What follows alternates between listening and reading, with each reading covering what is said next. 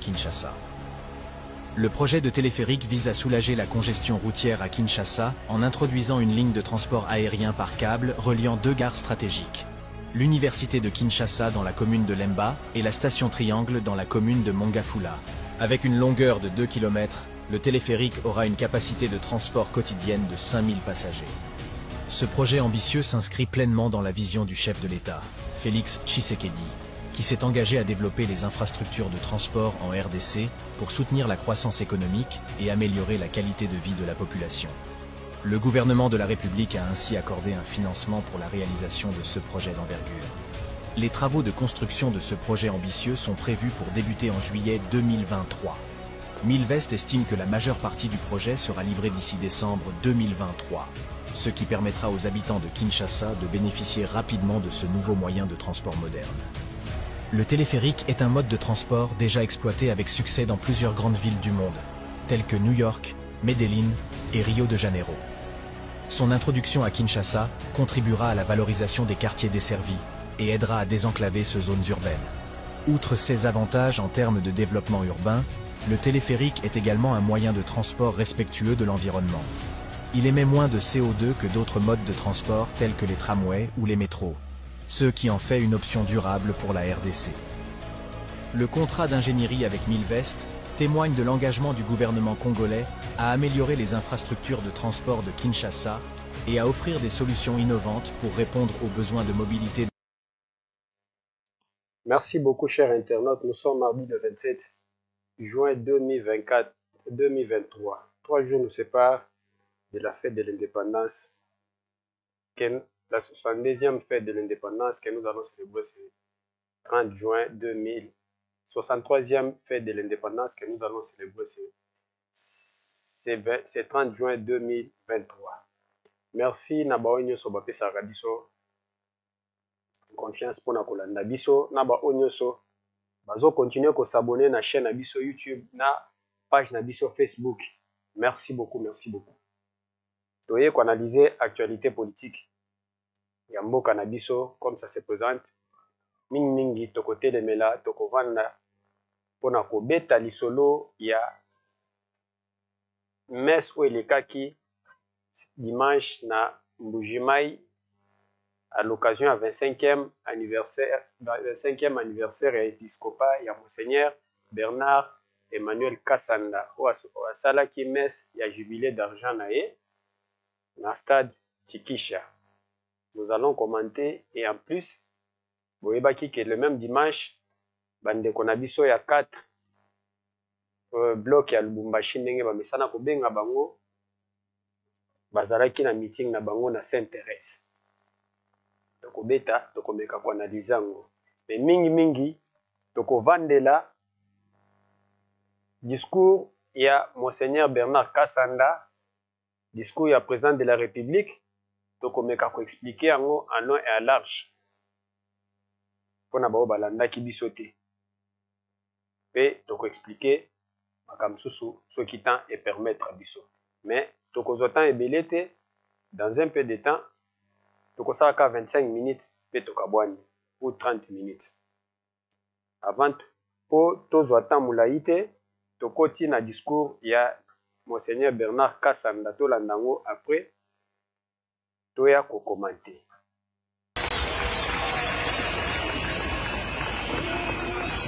Félix Antoine Wesu. Discours eza na Chiluba.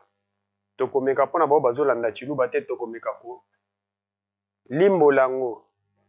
Pe tozo limbolango pe pona Monseigneur Donatien Chole ayo kango oyo Monseigneur évêque Bernard Kasanda lobi. Tokomeka ko limbolango tozo loba parti na parti. Boka tabo tindela e vidéo e. Alobi Félix Antoine Nabiso. Bantu bonse betombaga ne mema mubi wampeju tujibakwambula mu masambire. Batu nyonso oyo bavandi awa nanga épiscope soit Monseigneur tomemio na maboko na biso.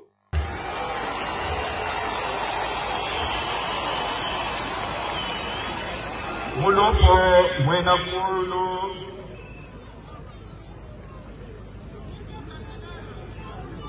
Aku kulama. Aku lwengeja. Ni aku kwengesha nimanya bukalenga.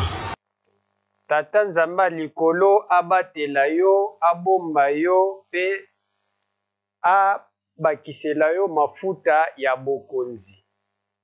Wana mtu aloba eza combattant IDPS te, eza nani te, meza évêque ya Senko.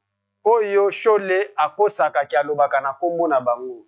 Oyo Shole akosaka no Senko ezo reconnaître pouvoir ya président de la République te po vota Kezaki Martin Fayulu. Mais celui qui parle, c'est l'un des évêques, des 45 évêques ya Senko. Wazolo babilo kwana.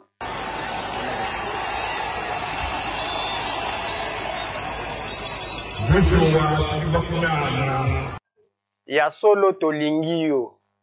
Alobi balingi ye. Wana muntu alobi wana eza évêque ya Senko. Abe Shole na ebite sozo mona place na télémission yo. Ozo mona o batondi oyo baza ba chrétien catholique. Oyo bandaki koloba na émission toutaki osala dimanche. Olobaki que vous allez appliquer l'article 64 avec le peuple de Dieu. Je ne sais pas de quel peuple parlez-vous. Moi qui vous parle, je suis un chrétien catholique. Mais je ne sais pas de quel peuple parlez-vous. Bon, bah, c'est le peuple.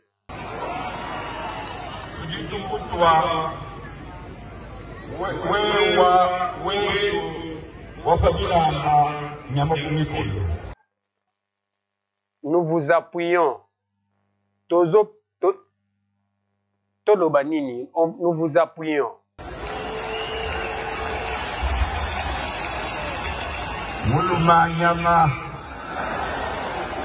Elombe Mobali.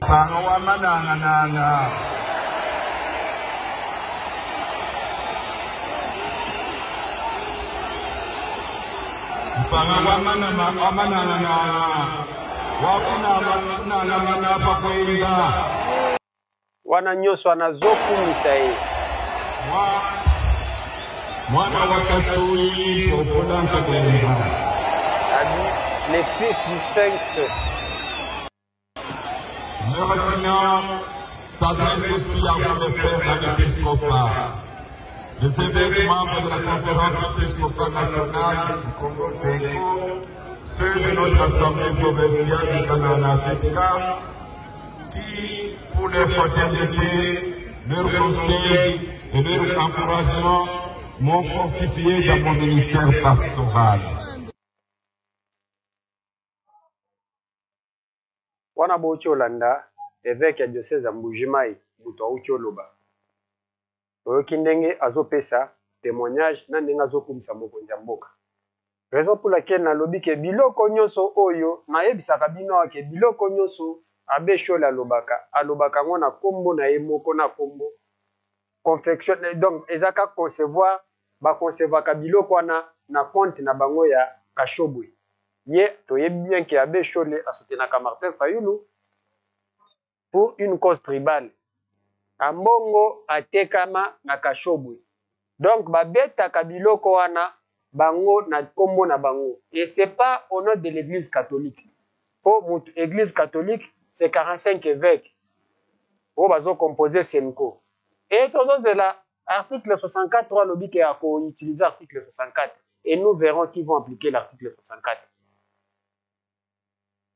Pour les chrétiens catholiques basal à travers les 26 provinces, à travers les 45 diocèses, l'article 64 il faut utiliser. Il faut utiliser on a compte, il y a la Mouka, on a compte, il y a le peuple congolais. Toye bisakaye que non. Ni quoi? Donc, monsieur changé. Donc, monsieur changé. Nous ne sommes pas en 2018 ou avant 2018. Pe Jama Kabundo comme en opposition le loup. Ayebi Sabino qui est notre banda qui a partagé 50-50. Moi, quand je partais dans des manifestations, je ne partais pas comme opposant et comme membre au nom de mon église, mais je répondais à l'appel de mon parti. Parce que ceux qui boyaient Bakate, Tozo Yebi Sabino qui non. Donc, monsieur changé. yango ndo moni tango azalaki soki olandi discours ya ndeko o eleki na Sainte-Thérèse discours ya Monseigneur Bernard Kasanda eza en déphasage na discours ya ndeko Chole. Nalingaki pour ne pas prendre du temps nalinga natia ya Marcelin Utembi, président ya Senko, le président de la conférence épiscopale nationale. Mais nous n'avons pas du temps. Je vais passer au discours du président de la République. Bolandango, tu as commenté après. Tu as commenté après, mais entre-temps, tu as fait le discours, tu as commenté na kati. Tolanda.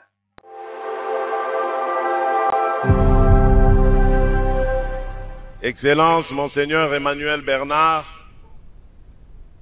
avant toute chose, permettez-moi de vous féliciter pour la célébration de ce jubilé d'argent de votre épiscopat. Je vous connais personnellement et pour moi, c'est un privilège et une grâce. C'est pour ça que je n'ai pas voulu manquer cet événement, quelles que eût été mes occupations. Monseigneur, j'insiste sur cette relation que j'ai avec vous.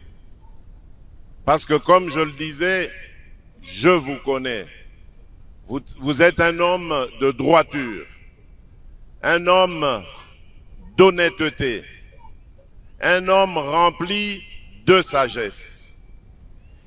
Et mon vœu le plus ardent, c'est que toutes ces valeurs profitent à notre province en particulier, mais également à tout notre pays. Parce que j'ai fait de mon mandat à la tête de mon pays un mandat pour lutter contre les antivaleurs. Et je sais que nous avons eu à plusieurs reprises l'occasion d'en parler, vous et moi. Voilà pourquoi je le dis pour ceux qui ne le savent pas. Monseigneur Emmanuel Bernard Kasanda est un grand homme, un homme de valeur.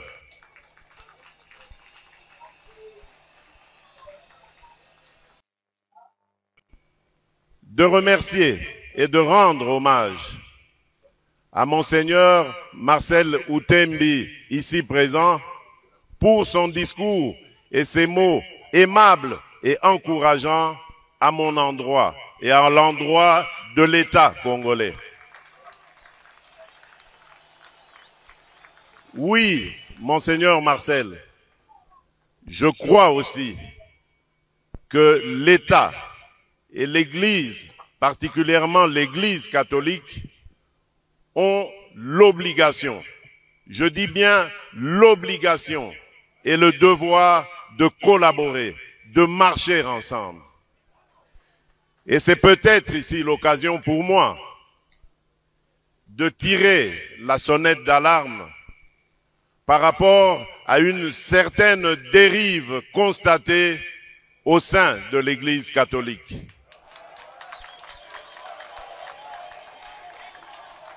Une dérive que je qualifierais de dangereuse, surtout en cette année électorale. L'Église doit être au milieu des villages. Ici, je serais tenté de dire, l'Église doit être au milieu des Congolais. Elle doit prêcher l'amour, l'unité et l'égalité. L'Église doit accompagner toutes les filles et tous les fils de la République qui sont en politique de la même manière, sans distinction aucune. Car il y va de la stabilité de notre cher pays. Et je sais que vous, Monseigneur Outembi, que vous, Monseigneur Kassanda, vous comprenez cela de la plus belle manière.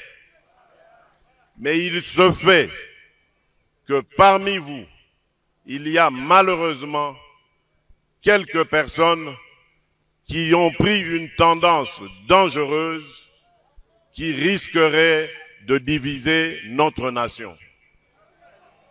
En tant que garant de l'unité de cette nation, je me sens obligé de dire que je n'accepterai jamais une telle dérive. Je continuerai. Ngoucholanda mokonzi ya mboka ndenge alobi biso tosi nasi nasala ba émission ebele awa na makambo tozomona à propos ya dérive ntango azoloba mpona église ekoki koaccompagne. J'ai vu babimisi vidéo ya Abbé Blaise Kanda oyo alobi ke église eza pembeni eza tout proche na batu oyo baza plus proche des pauvres. Et nayebi te bango bazwi nini wana bakomisi yango nde vidéo bamoni ya kotia plus proche des pauvres. Est-ce que c'est ce que nous constatons auprès de M. Ambongo? Ce qui église ezaki plus proche des pauvres. M. Ambongo alingaki akende pe Faden House aki okutana na Martin Fayulu alingaki akende ko epa set kipuni kuna soki na makala soki na kingabo soki wapi aki okutana na ye. Ce sont des opposants. Aki okutana pe na bao baza na opposition loko madame Ifoku aki okutana na ye. Tomoni aki okutana na banani ba opposant aki okutana d'autres musiques. Donc je ne sais pas les pauvres d'après et ezaba oyo ya Kashobo kokende à laquelle elle est na Kashobo. Et c'est ridicule pour mon église na mon évêque comme Fulgence Mouteba bazo yambaye na Kashobo en culotte par Moïse Katumbi. J'ai la photo. Bazo yambaye en culotte. Je vois une personne, une grande personnalité comme Ambongo Alongo Kishasa til Lumbashi 4000 km. Aleki Ake Kasengas, distance à plus ou moins 600 km. Pour qu'il inaugure chapelle à 53 places. Bake Moulongo. Et Nyonsona, quand ils vont revenir, Bake Nakasumbalesa, Bake Kosala Mes, et Longwe Mes est commis, Nomeli est commis politique. Nakati église, Batouazalaki Nakati, il y avait des catholiques et des membres de l'IDPS. Basepeli Nangote, Mobule Bandi Nakati église. Chole Abaluki Aye Koko Sabatukeno, Bamenasa Kibiso Nakasumbalesa, Bamenasa Kibino Nakasumbalesa, Bozalaki. Bozalaki Nakati église, Nakati Mes Kotang Bokio prêcher politique. Batouya, O Bazalaki, Nangambo Msou, Nangambo président, il y a pouvoir, ne basepela quitter. Là, on vous a interpellé d'être au milieu du village. Na uchotala na chaîne de Kolezer. Na ukinzo to malili na mbonde kondenge papa wana leki babomeli mwana. L'opération, basali opération tournée mabe tata na kati hôpital. Ba yebisi ke asala passement ya mwana. Mwana na ye moko michopo epoli na kati. Tiaki ofunda bango. C'est une école, l'hôpital est un hôpital, je ne sais pas si de l'église protestante ou catholique. C'est ça être à côté des pauvres. Kende na Kingasani awa na masero ya Kingasani. Tuna bango moko ba prêtre bazakuna. Ba masero bazakuna. Ba futaka ba travailler bazakana na hôpital ya masero combien. Comment ils traitent les malades? Mon gouvernement izoya na kati ya masero ya Kingasani. Na gratuité ya nini ya maternité. Mais combien ils font payer? Bato babotaka kuna. Ba vaccin, ba fout pona kokende kilo. C'est combien là-bas? C'est ça être à côté des pauvres. Donc, peuple congolais, bako sabinoté. Manipulation te, ba manipula bino na 2019 sur les élections. C'est Fayulu qui a remporté les élections. Kaka abeshole oyo.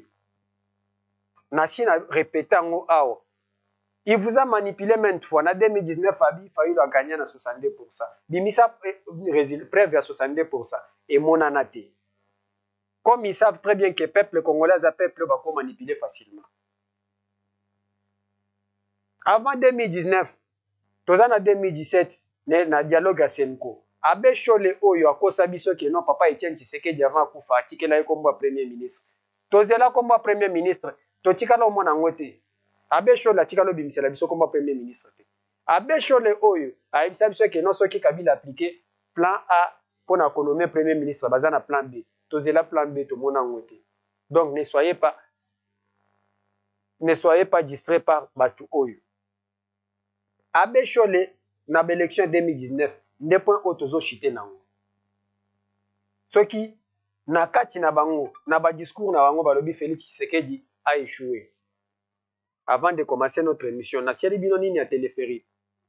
O bakosala na banda inikin ti monga fula.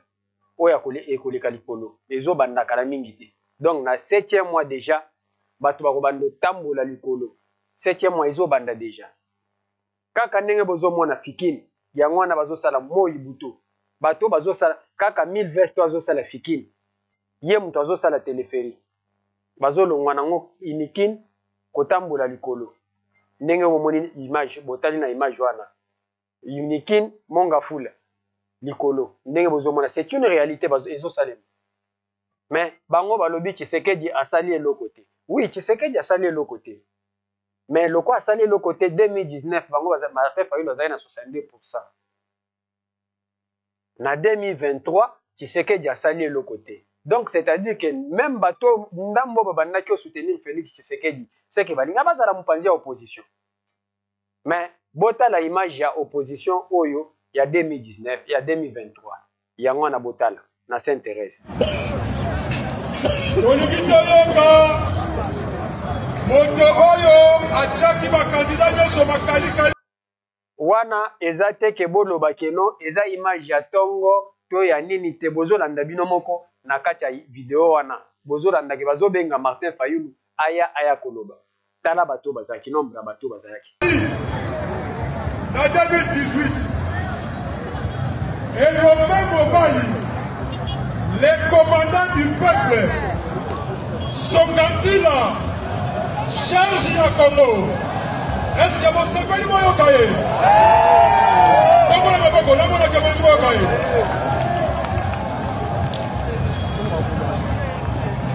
Allo ba. Bon.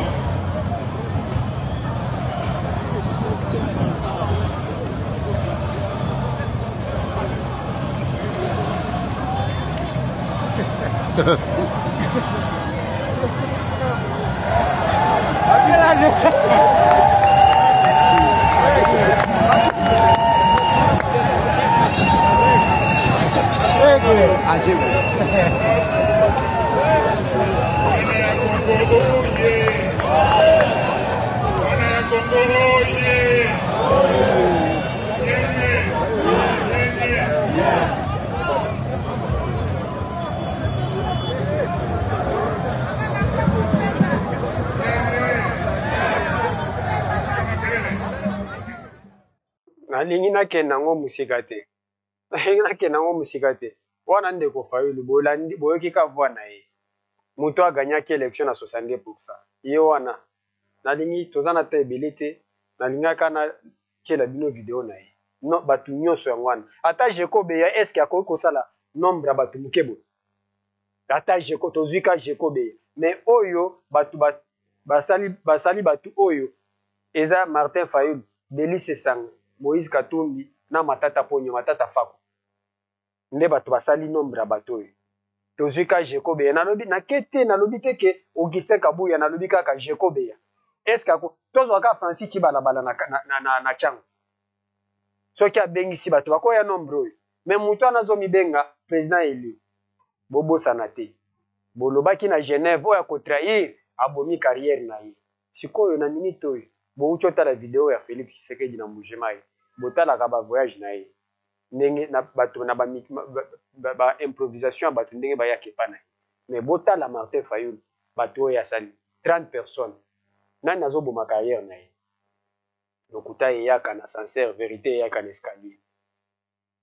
Pe na kati ya biloko azolobaki. Na boy kotia pe ko commenter ngo po alobi ke aboykoter élection te, akokende élection te pe soki fichier électoral eza révisé te.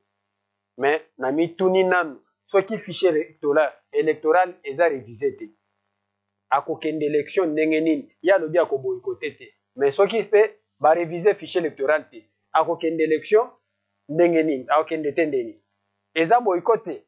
Donc des politiciens qui jouent avec quoi? Avec vos esprits. Naozongi c'est la bino image ya téléphérique. Bozonga toka bwana peto okutana lobi lisusu pour l'information lisusu. Capitale Kinshasa. Le projet de téléphérique vise à soulager la congestion routière à Kinshasa en introduisant une ligne de transport aérien par câble reliant deux gares stratégiques. L'université de Kinshasa dans la commune de Lemba et la station Triangle dans la commune de Mongafula. Avec une longueur de 2 km, le téléphérique aura une capacité de transport quotidienne de 5000 passagers. Ce projet ambitieux s'inscrit pleinement dans la vision du chef de l'État, Félix Tshisekedi, qui s'est engagé à développer les infrastructures de transport en RDC pour soutenir la croissance économique et améliorer la qualité de vie de la population. Le gouvernement de la République a ainsi accordé un financement pour la réalisation de ce projet d'envergure. Les travaux de construction de ce projet ambitieux sont prévus pour débuter en juillet 2023. Milvest estime que la majeure partie du projet sera livrée d'ici décembre 2023, ce qui permettra aux habitants de Kinshasa de bénéficier rapidement de ce nouveau moyen de transport moderne. Le téléphérique est un mode de transport déjà exploité avec succès dans plusieurs grandes villes du monde, telles que New York, Medellín et Rio de Janeiro. Son introduction à Kinshasa contribuera à la valorisation des quartiers desservis et aidera à désenclaver ces zones urbaines. Outre ses avantages en termes de développement urbain, le téléphérique est également un moyen de transport respectueux de l'environnement. Il émet moins de CO2 que d'autres modes de transport tels que les tramways ou les métros, ce qui en fait une option durable pour la RDC.